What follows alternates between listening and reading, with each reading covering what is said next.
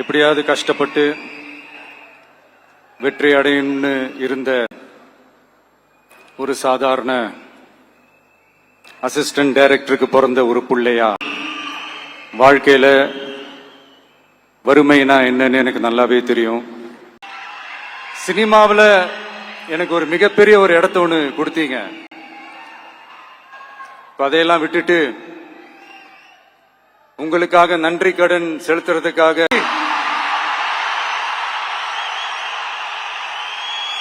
அவ்வளவு அன்பா அவ்வளவு உறவா என்ன ஏத்துக்கிட்டீங்க.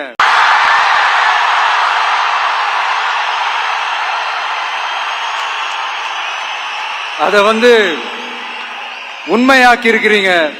உண்மையிலே எனக்கு என்ன சொல்றதுன்னு எனக்கு தெரியல. அவங்களாலதான் இது நடந்திருக்கு. உங்களுக்கு எப்படி நன்றி கடன் செய்யணும்? கோடான கோடி நன்றிகள்.